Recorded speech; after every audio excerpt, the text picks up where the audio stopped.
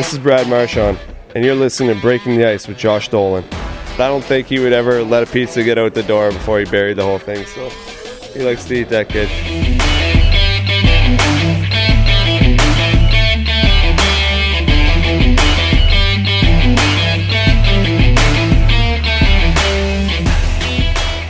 We are recording.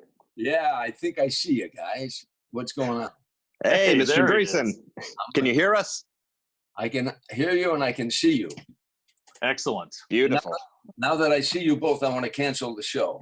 Oh, come on. Well, we did work in radio before. This was never a problem. Yeah. You're going to do that this old is- joke, you both had a face for radio? Absolutely, sir. Yep. That's why I was in radio for a very long time. It's good to see you guys. You're up in Boston?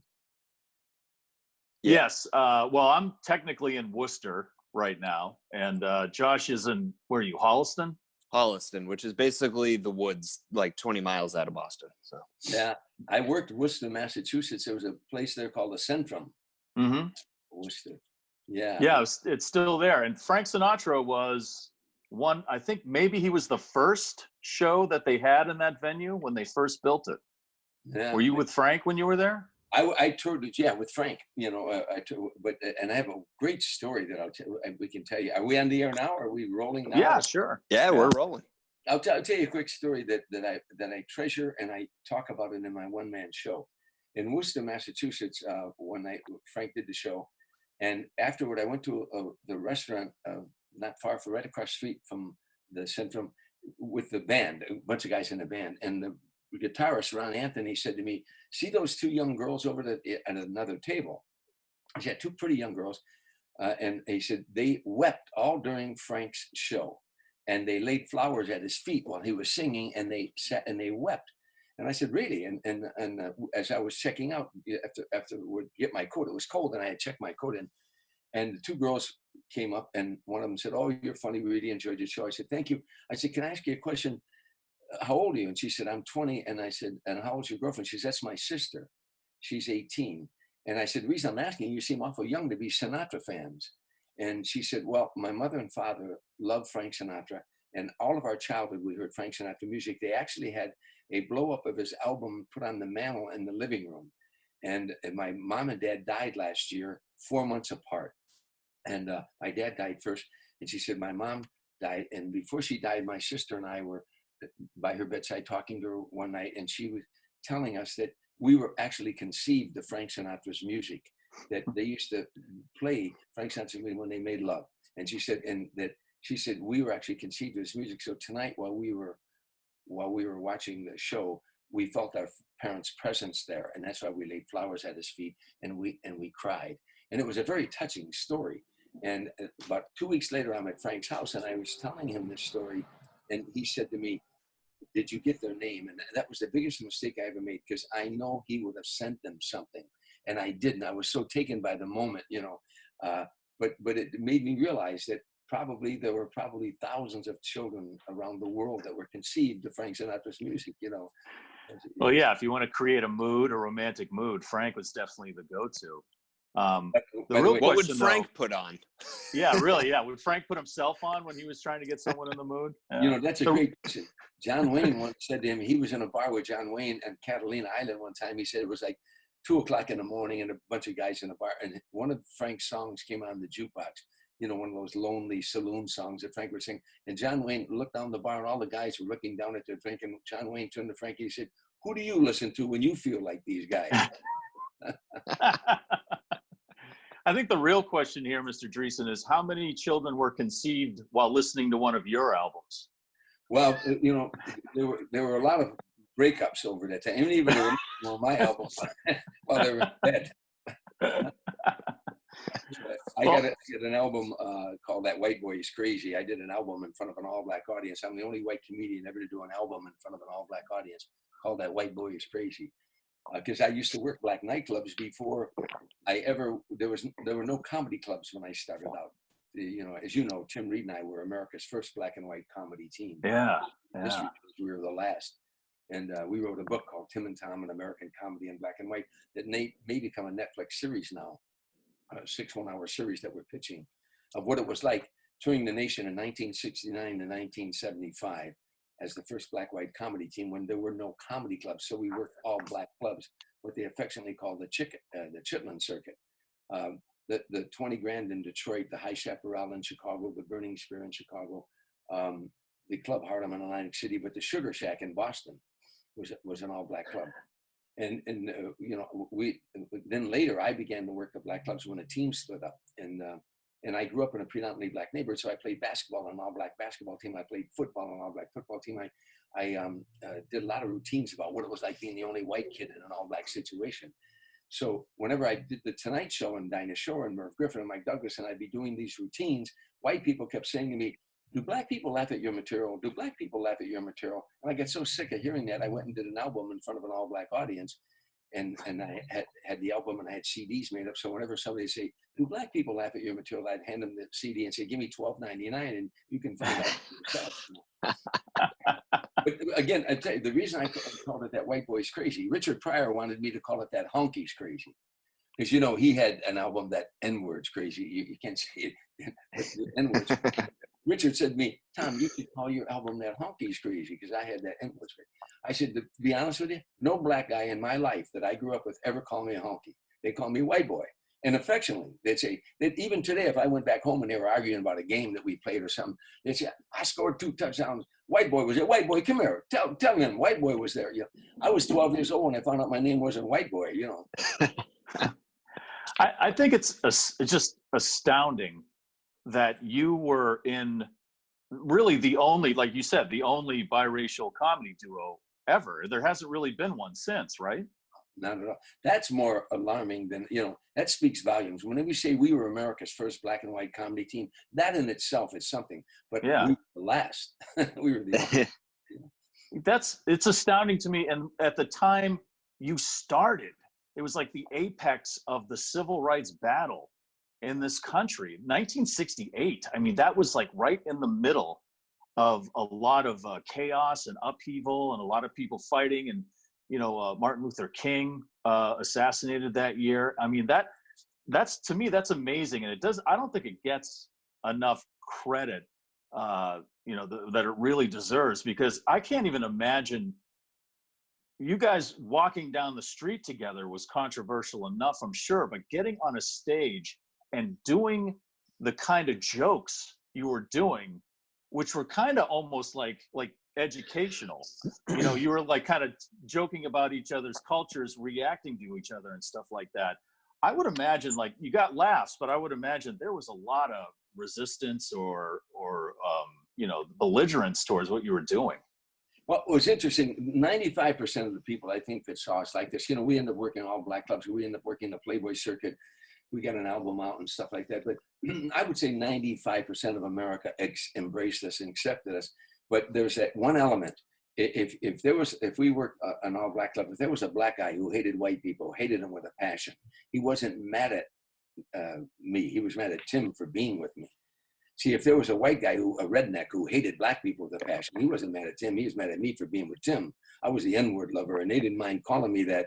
3 guys got me in a men's room down in Atlanta, Georgia, and you know, and tried to do a number on me. I boxed when I was in the service, and I grew up in the streets, you know, and I'm not saying I'm a tough guy, but I had my nose broke twice, so that ought to tell you I'm not a tough guy. But I won a few and lost a few in my day. But that was the element we were up against. As you say, Martin Luther King was just assassinated. We were 5 years removed from the Civil Rights Act being passed. Bobby Kennedy was assassinated. The world was in upheaval. The Vietnam War was raging. I had just gotten out of the service. Tim just got out of college. Students were protesting the Vietnam War all over America. African Americans were rioting in every major city, including my neighborhood where I grew up at. One of the largest riots in the country was right where I grew up at. And it was just, America was in upheaval. And here we were going around. We weren't preaching. We were just trying to make people laugh. We did anywhere there was racial tension, we went. We did 11 prisons in 1 year. We did high schools and colleges. We just went to make people laugh. We weren't preaching, but the mere fact that we were on stage getting along together, working together, making people laugh, spoke volumes. One of the things that I'll take to my grave, that more than anything that's ever happened in my lifetime, one of the things I'll take to my grave, where Tim and I performed that so many times, I can't tell you how many times a young black guy or a young white guy would come up to Tim and I, and they'd have the same story. It happened time after time. The white guy say, I got a black friend and I want to reach out to the guy, but if I do, the white guys are going to give me a bad time. He said, but watching you and Tim perform, I'm going to reach out to my black friend. And a black guy would say, I got a white buddy and I like the guy and I want to reach out to him, but the brother's going to wear me out if I do. But watching you and Tim today, I'm going to reach out to my friend. That meant more to me and Tim, I think, than anything that comedy thing that we ever accomplished. Yeah, that's why I said it was almost like instructional, like the jokes you were telling, and Tim doing his thing where it was like, this is how a black guy would act to this particular thing. And it is a strange thing that there hasn't been another duo like that since then. And why do you think that is? Well, I think that there is probably more of a division than we really realize, still going on today. Even though we've come a long way, there's probably still a division. But also, and the argument could be, there aren't many comedy teams today. When I started out, there were a lot of comedy teams, right? And working the Playboy circuits and a lot of comedy teams. And today there's not a lot of comedy teams, and that should tell you there's not a lot of money in stand-up comedy. And so it's, one of the greatest things that ever happened, I teased him all the time. My heart broke when the team split up, but it cheered up a little bit when they gave me a check and I didn't have to split it with anybody.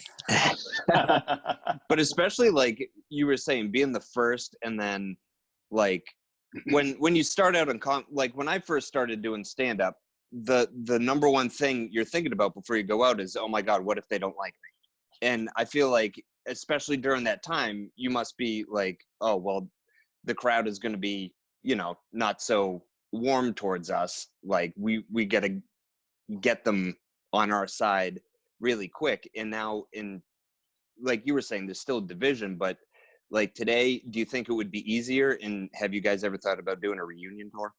Well, people have asked us that all the time, and I don't really want to do a reunion. But I went on a book tour with Tim, and we'd get up and goof off of one another because we're still the best of friends. And his children and his children call me Uncle Tom. They've been calling me that since they were little kids. They're grown children now. I'll tell you a quick story. We were on a book signing tour. We went to Norfolk State College, where Tim had graduated from there.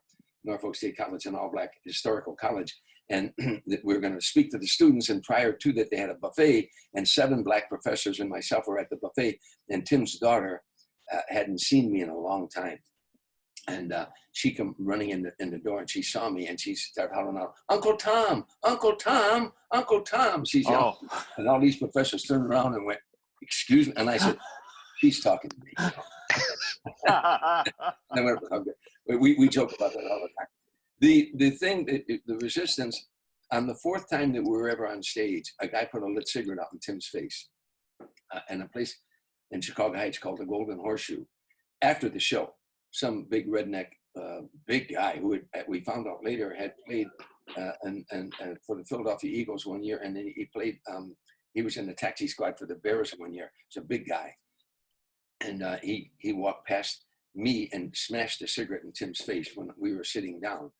And I got up and I threw a punch that I really believe would have knocked out Muhammad Ali. Now I'm exaggerating, but I threw a punch, and he slipped and slipped me, and I went over his shoulder, and he pulled me across the table and broke the table with my legs. He just pummeled me.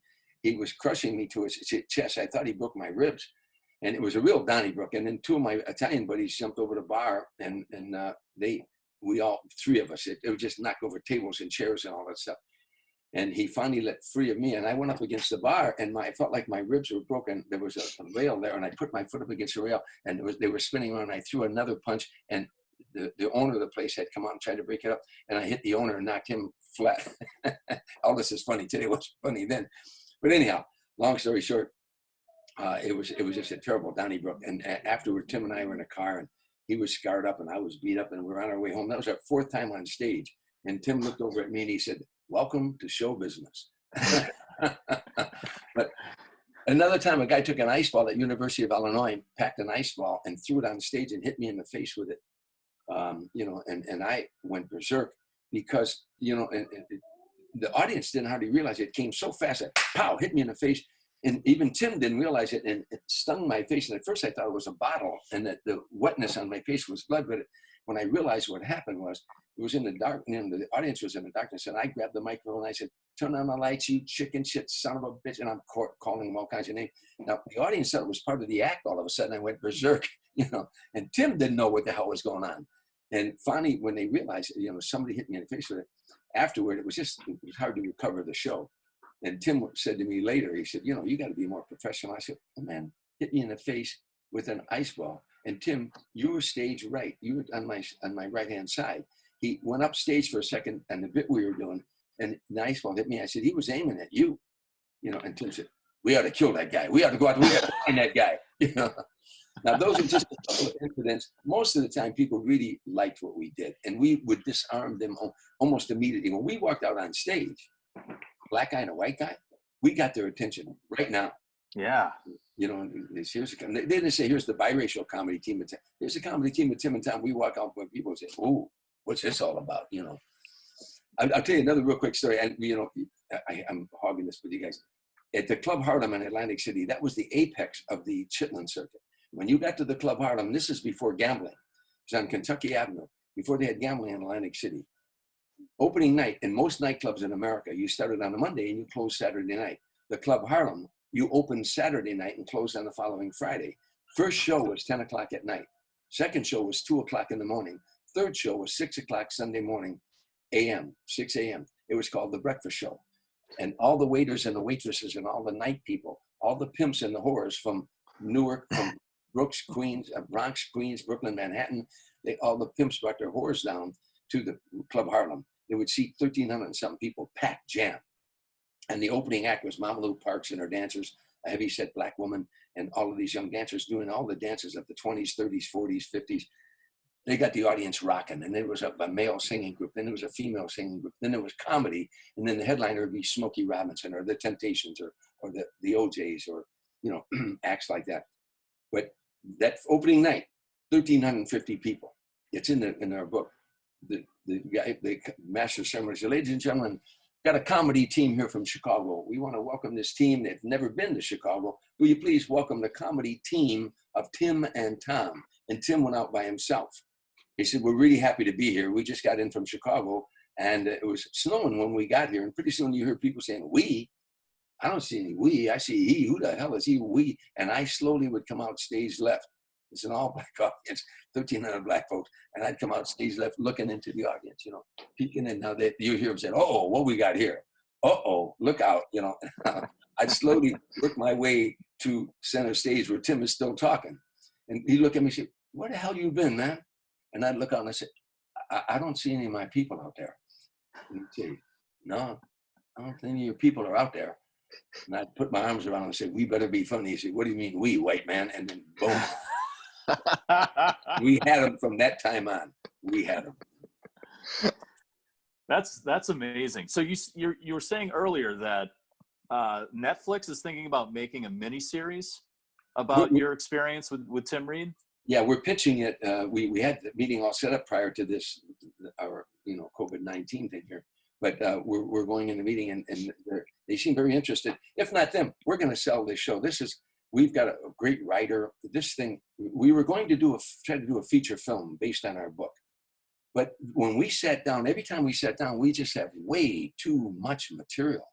We've got so much material of what happened to us and the fun we had. I mean, it's going to be a fun movie. It's not going to be another one of those preaching kind of movies. We had a lot of fun. We worked that Playboy circuit, 17 Playboy clubs in America, including Boston Playboy, which I worked many times. Boston Playboy, but 17 Playboy clubs, and then 2 resorts, Great Gorge and Lake Geneva. And that was in the time of, the things we did, we were both married at the time, and we're both ashamed of what we did.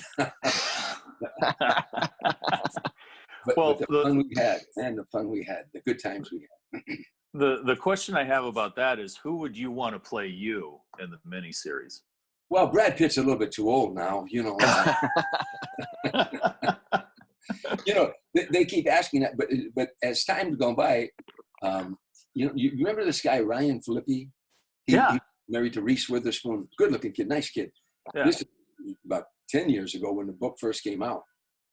Clint Eastwood's a real good buddy of mine, and Clint directed him in a film called Flags of Our Fathers. And Clint and I were at having dinner in a place called Dantana's, and this kid, Ryan Filippi, he started walking toward our table, and all the young girls are going, "Oh, it's Ryan Filippi. Oh, it's Ryan. He's such a good-looking kid, right?"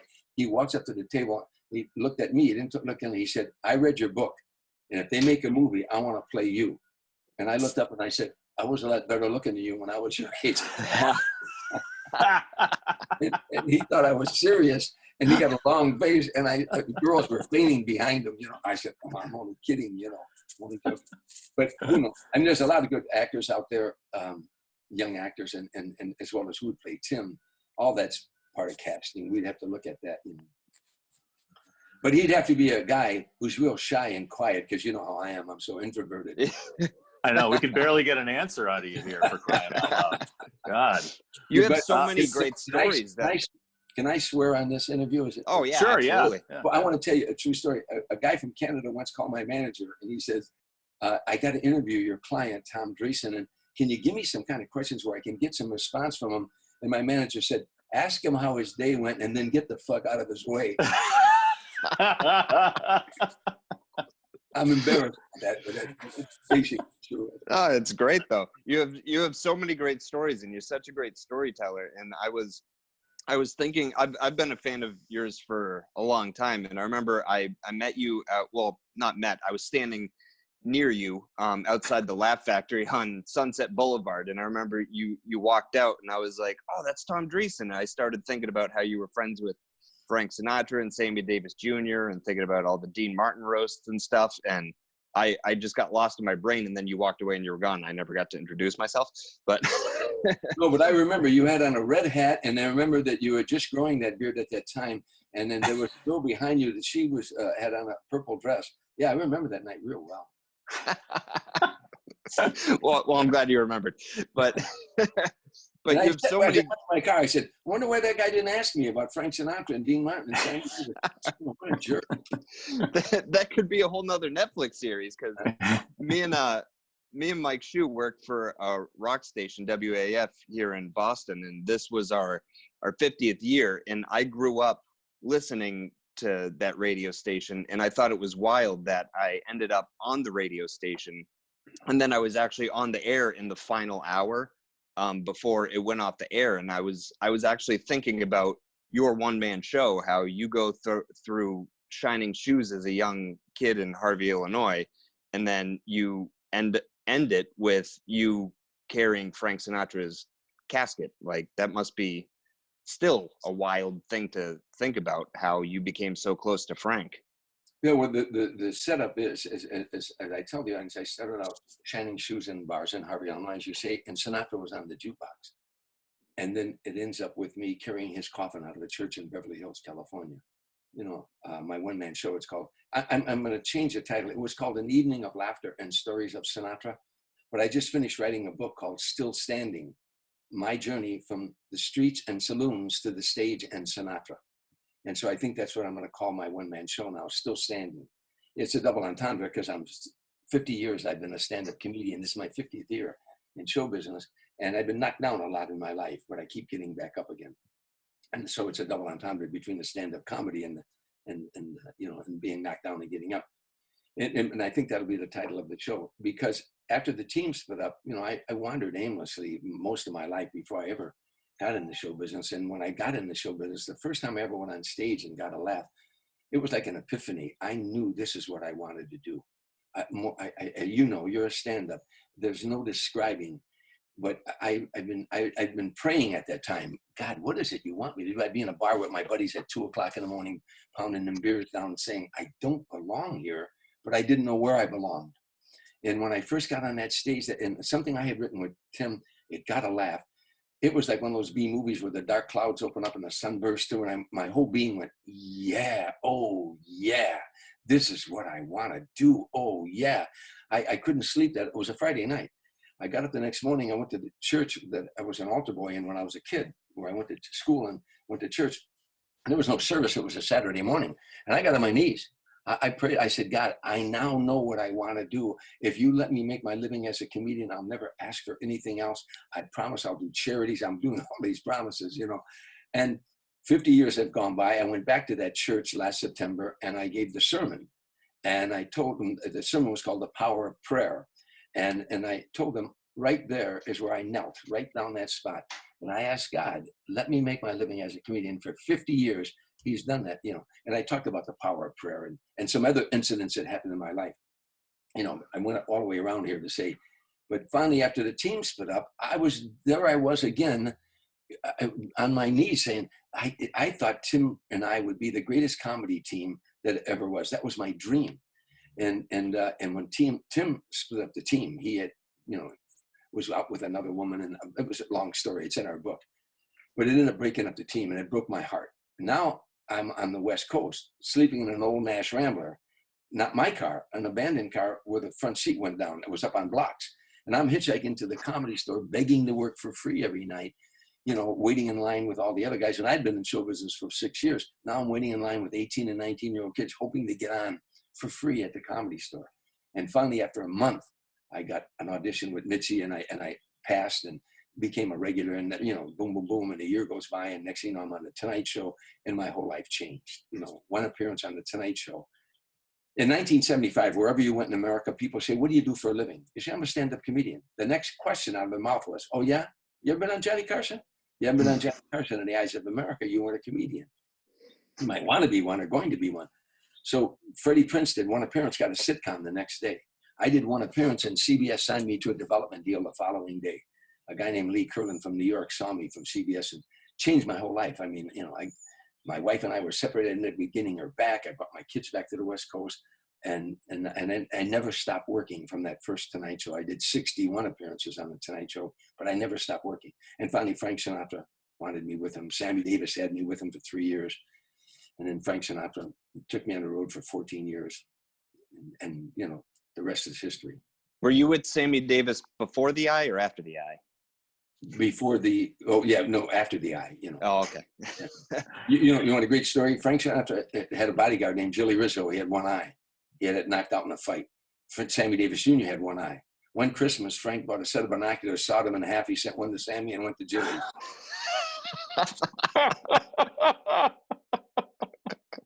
Oh my God. That's amazing. Hilarious. So how long total did you tour with Frank? I mean, was it like 20 years? No, almost 14 years. I mean, I knew him, Okay. you know, but it was almost 14 years in 45, 50 cities a year. A guy from New York Times once wrote that I was on stage with Frank Sinatra more than any other artist because Pat Henry had toured with him before me. But Frank was doing film in those days, movies in those days. When I toured with Frank, we were doing concerts, 20,000 seat arenas, you know, all around the country, big arenas, and 40,000 people in Hawaii, you know. For a comedian, and you understand this, it's one thing going on stage in a comedy room and there's 120 people, and it's another thing going on stage in front of 40,000 people, you know. And where they're not expecting comedy. Josh, by the way, Josh, this is what I'd say to you. Josh, you're opening for Frank Sinatra. This is what happened to me every night. Nassau Memorial Coliseum or wherever. I'd say, Josh, it's 5 minutes before the show. Josh, there's 20,000 people out there, and I want you to go out there, Josh. You're in the round. I want you to stand in the center of 20,000 people, and for the next 40 minutes, I want you to make them laugh. Oh, one more thing, Josh. I want you to hold their attention and make them laugh, but I want you to make them laugh when you want them to laugh. I want you to pull the strings on the emotions of 20,000 people. No props, no tricks, no charts, no special arrangement, no orchestra, nothing. Just you and 20,000 people. And one more thing, Josh, not one of them came to see you. That's no anxiety at all. You know? And that's what I had to do every night. Fortunately, I had some experience. I toured with Sammy for years. I had done a lot of Tonight Show, so I had some experience, and the audience some of them had seen me in these shows, you know, so that helped a little bit. But it was intimidating every night to go out there and get that audience, because sometimes they were still filing in, and you know, first of all, the orchestra, which the lights would go down low, and people go, whoa, and the orchestra go bum ba da dum ba. They go because they think Frank's coming out. And then the comedy stuff, show Tom Dreesen. Now you hear as you're going to the stage, you know. But I would walk That out. almost seems like it's cruel to start like New York, and then have you walk out into that. Yeah. That seems like a cruel joke to me. But you know what? As a comedian, you'll appreciate this. You know, what I did was I learned a couple tricks, and I teach comedians this. I walked out. First of all, I would say, how many of you out there thought Frank Sinatra was coming out? Applaud, please. How many thought Frank was coming out? And they'd applaud. And I'd say, I know just how you feel. I'm a little bit disappointed myself. You know, now the joke was on me. Then I'd say, how many of you people out there are in this arena for your very first time? Applaud, and they'd applaud. I'd say, how many of you out there are seeing Frank Sinatra live your very first time? Applaud, and they'd applaud. I'd say, how many of you out there aren't wearing any underwear? Applaud. Right now, you see what I was doing? I talk, you react. I talk, you react. I was bringing them into my aura. You know, if I would have said, raise your hand, it wouldn't have worked. You know, how many of you, I said, applaud. I talk, you react. I was bringing them into me all around the arena, walking around. I wouldn't waste some real good material up front. First, I get them point to me. I talk, you react. I talk, you react. And then I would start doing material. And then you also get them on your side by saying, I realize I'm not Frank Sinatra. Yeah. Yeah. I think most people would realize that. Not all, you know. Yeah. But I mean, the point is getting, you got to bring them to you. There's a lot of little tricks you can learn, and then you start doing. And then the first couple jokes were on that area. I would research that area with something that just happened in that area, something that everybody was reading about, talking about, or something maybe just happened in the arena. Whatever it was, my first two jokes were about localizing. So that, you know, whatever city you were in, that I knew something about the local community, you know. Now, is that something that you kind of like picked up and learned on your own, or did you learn tricks like that or techniques from like Sammy Davis or like Frank Sinatra? Because I know those guys were super professionals, and then, you know, hanging around with them, you must have got so much knowledge out of them. Well, I did those things there came out of desperation. Necessity is the mother of invention.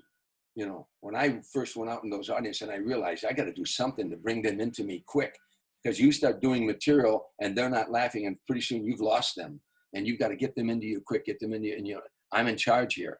This is my show. This is my stage. This is I own the stage. You know, I'll tell you, Sammy Davis once told me the first time I ever opened for Sammy was in Las Vegas, and I had never been to Las Vegas, and it was at Caesar's Palace, and they had rehearsal and everything, and now we're all in our dressing rooms. The show was going to start in a couple hours. And I walked out of my dressing room. I'd never worked in Vegas. And now I'm walking on stage at Caesar's Palace by myself. I'm just getting familiar with the stage. And as you know, stage has the boards, what they call the boards, you know, on the stage.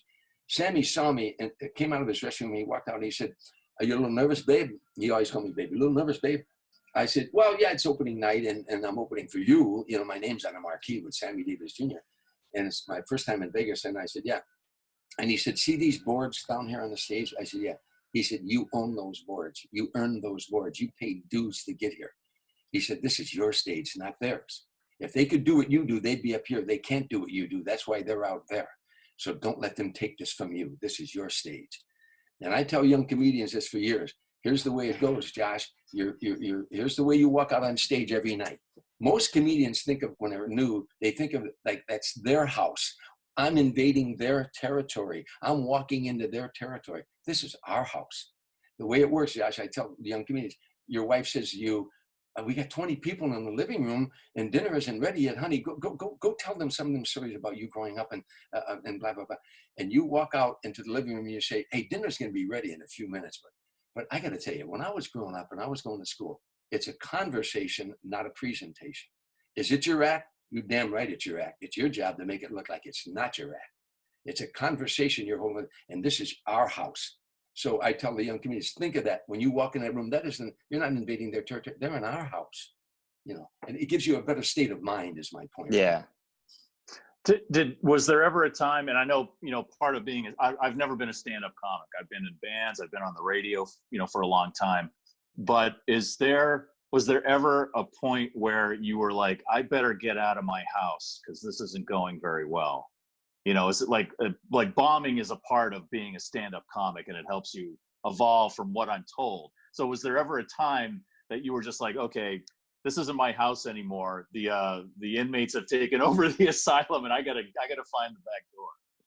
Yeah. Earlier in your career, one time I was on a show called The Phil Donahue Show with 4 other comedians, and a woman asked a question to the audience. She said, "Did you ever bomb?" And I said, "We trained in bombing." You know? Yeah. But when you're new, you're of course you're going to bomb, and that's the part. If somebody had said to me, "I want you to go see this young comedian Tom, this new comedian guy or girl," and I'd go see, and they didn't. It was like an open mic night or something, Josh. You know, those are nightmares, and the kid didn't do good, and they'd say, "What'd you think?" And I said, "I'm going to come back tomorrow, and if that kid's back up on that stage, they're going to be fine, because that's part of it. That's part of it, you know." You know, getting back up again, you know, and in the earlier days, you know, you bomb, and you do a good set, you know, and oh, now then you bomb, and you do a pretty good set, and then, you know, pretty soon you bomb and you did a good set, you bomb it, now you did 2 good sets in a row, and then you had a bad night, then you did 5 sets in a row. Now you're starting to get consistent, and that's when you start to becoming more of a pro. You know, when you get consistent, and especially if you have the courage to tape your shows, look at them, and realize what you're doing wrong. You know, there's so many mistakes you make when you're new, when you're brand new. You know, editing, putting material, you know, staying with a piece of material too long. Look, when you're writing a joke, there's a couple of basic rules. Number 1, comedy is 9/10 surprise. The audience laughs because they didn't think you were going to say that or do that. So the setup line has to hide the punchline. The other rule is there are no victimless jokes. Who's the victim in this joke? The society, the guy who's dating, the punk rocker dating your daughter, you, Rodney Dangerfield, I get no respect. Somebody's got to be the victim in this joke, you know, and the other is the setup line hides the punchline, you know. And then it's also like the organizing. Like I learned a lot from like Lenny Clark, who we had on yesterday, like about what jokes to start with, where they're like, no, you want to get them like on board with you before you go straight to that material, because you don't want to come off as like a jerk right away. Let them know who you are before you go for the hard hitting stuff. You know what, when you start out, you know, the first 6 to 10 minutes of your material should be about you.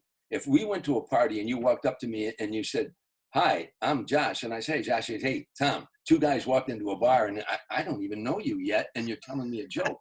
You know, I'm who's this guy? But when you walk out on stage and you start telling them about you, where you're from, what's going on in your child, you start telling stuff, funny material about where you grew up at and so forth and so on. After about 10 minutes, we start to liking you. Oh, now I see where his accent came from, or that, you know what I mean? You tell us a little bit about you. The first 6 to 10 minutes should be about you. What I'm talking about when you're new, when you're you know, when you're already well known and 800 people in the audience came to see you, you can walk out and talk about the government, the airlines, whatever you want to talk about. They came to see you. You know what I mean? When you're new, introduce yourself to the audience with your material. You said that there are no victimless jokes, and it seems like in the past like 5 years, especially, that everybody was a victim, and they have what, you know, cancel culture, and you can't make jokes about things you made jokes about 10 years ago. So when you say there's no victimless jokes, are there any victims left that you can joke about without, you know, people protesting your show or shutting you down, or your agent dropping you or anything like that? Let me tell you what you're talking about, politically correct people. If you look on the internet, you'll see Tom Dreesen rants about political correctness. And I'll basically give you a synopsis of what I said. I basically said, who are these people? These politically correct people, who are they? We don't know who they are. We keep apologizing to you, and we don't know who you are. We know who the Republicans are. We know who the Democrats are. We know who the Independents are. Hell, we know who the Moose, the Kiwanis, the Elks. We know who the Ku Klux Klan is, but we don't know who you are, and we keep apologizing to you. You know, there's a First Amendment. You know, people died, so we have the right to say whatever we want to say. You don't have to listen to us. You can walk out of the room. You can turn us off, but we have a right to say it. Thousands of men and women died so that we'd have that right. And we keep apologizing to you, and we don't know who you are. So this is my final statement to you. Kiss my black ass. Is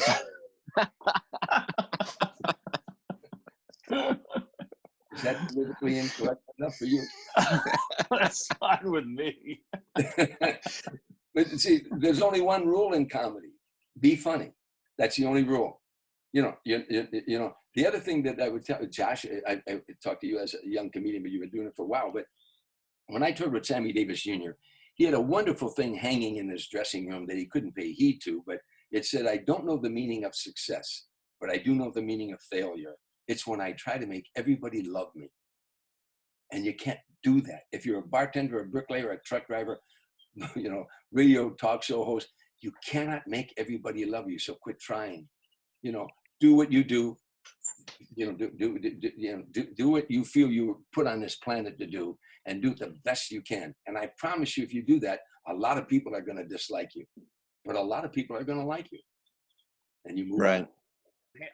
How are you handling isolating yourself? Are you isolating yourself with COVID-19 going around and this pandemic? How are you handling the time? How do you stay busy?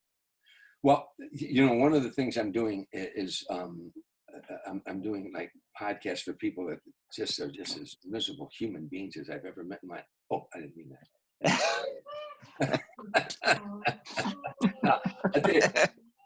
I tell you what I'm doing, and I'm doing a lot of. I am a motivational speaker. I give motivation talks to corporate America and to colleges and to high schools, wherever it's needed. But on 4 subjects: perception, visualization, self-talk, and develop a sense of humor. And so I've been putting that on Facebook. Every couple of days, I'll put on 3 or 4 minutes to people that are locked in like all of us are. And I try to motivate them, on these subjects, And so that's fun to do. I'm doing that. And then also I'm doing some writing. I'm writing, material as I always do. I'm preparing to do a Zoom broadcast in about 3 weeks. Everywhere I went, people have said to me, "Tell me a Sinatra story. Please tell me a Sinatra." Fans all over. Tell us a Sinatra story. Every time I went on Letterman's show, Dave would always say, "Tell me if we have time, I want to tell you a great Letterman story." I just talked to him yesterday on the phone, but anyhow, Dave would always say, "Tell me a Sinatra story." So I put together this show, and I've done it around the country. But now Sinatra fans say, "Gee, I wish I could see your show. I live in Anchorage, Alaska, and I live in Portland, Oregon, and you don't come this way, or I live in Boston, And so what I'm going to do, they're going to charge them, but I'm going to do it 90 minutes talking about Frank Sinatra, and I'll answer their questions. And I'm going to do that on Zoom in about 3 weeks. That's another thing I'm preparing for now, to do just what I'm doing to you guys now, only talking to an audience. I can talk to if there's one rich guy who wants me all alone just to talk to him about Frank, I'll do that. And there's a guy in Toronto once hired me, paid me a lot of money, flew me up to Toronto to talk to 12 of his buddies. They were all Sinatra fans. And I did basically my one-man show to this guy in his house, So I'm going to do it for hundreds of people or for, But can I tell you a quick Letterman story? Yes, oh, please. Absolutely. Yeah. Dave and I are the best of friends and been the best of friends. He calls me about a month ago. He said, "Tom, every time you do an interview or every time I do an interview, we tell the same story. Where you were on at the Comedy Store. I had just arrived that day from Indianapolis with my red pickup truck. And you came off stage, and I said to you, I really enjoyed your set, Mr. Dreesen." And I said, "What is your name?" He said, "Dave." I said, "Where you're from?" He said, "I'm from Indianapolis." And I said, "Oh, I'm from Chicago." And I start talking sports with him. And because I'm so extroverted, I kept talking to him. And we became friends, and I didn't realize what a shy guy he was, how introverted he was, or I would have respected that. But by the time I realized that, we were good friends, and we've been buddies ever since. He said, "Well, you always tell that story. That's how we met." And I said, "Yeah." And he said, "Well, I'm gonna shut this up." Wow. It's probably 11. Anyhow, but he said,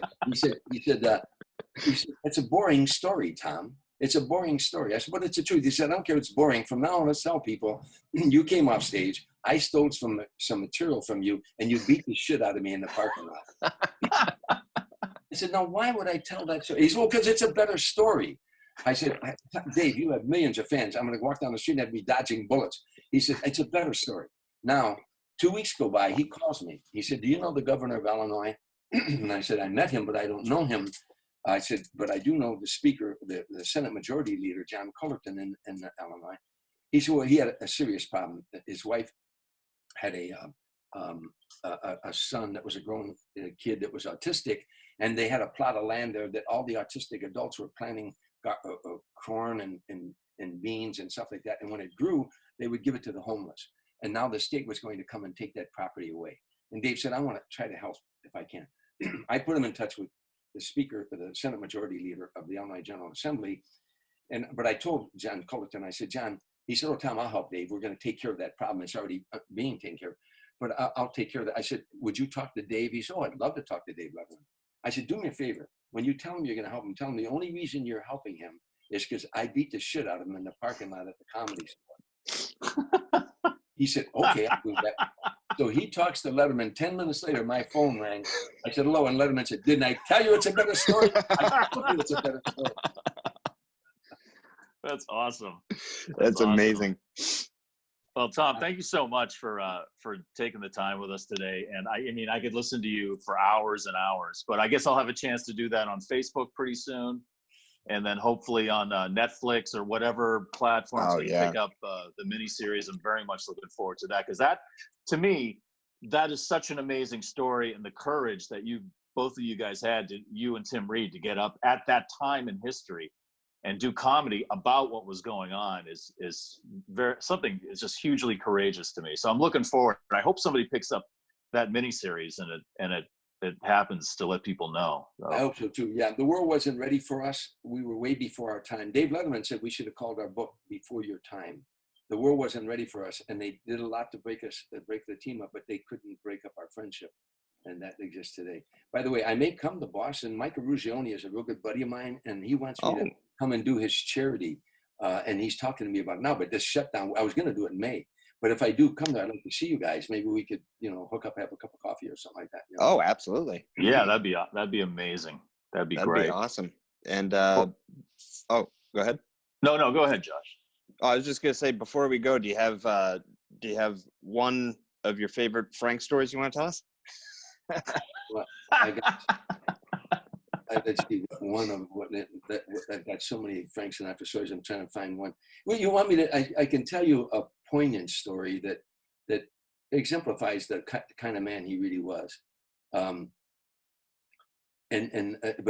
we were coming out of the Waldorf Astoria in New York one time, going out the back way, heading to a gig because Frank couldn't go out the front door, he'd get mobbed. But he had an apartment in the back of the Waldorf Astoria in New York, and a limo was waiting for us. We were going to rush out and do a show. And as we were running out, the security was taking us to the limo, and a woman jumped out of the doorway. The doorman told me she'd been hiding back there for like 5 hours in the back. And she said, screaming, Mr. Sinatra, please, Mr. Sinatra, please, please, Mr. Sinatra. And the security was holding her back. They were getting in the limo. And Frank finally turned around and he said, what is it? He walked back to her. She said, Mr. Sinatra, my husband is home sick, very, very ill. And if you could sign an autograph, it would mean the world to him. And he said, sure. And he's signing the autograph. And she said, oh, what beautiful cufflinks. They were $1,000 cufflinks. They're very expensive cufflinks. I know where he got them. And he said, thank you. And she said, beautiful. He signed the autograph and he took the cufflinks off and he said, gave them to her. And he said, give these to your husband. She said, oh, no. I was just admiring them. He said, no, I want your husband to have them. Now we get in the limousine and I said to him, Frank, that was beautiful, but why did you do that? He said, Tommy, if you possess something that you can't give away, then you don't possess it. It possesses you. And I never, ever forgot that. He said, it's okay if somebody said, gee, I like your Mercedes-Benz and you don't give it to them. But the truth is, he said, when you're shaving and you're looking at that guy in the mirror, you got to admit to that guy, that car owns you because you can't give it away. And he said, nothing you have is yours.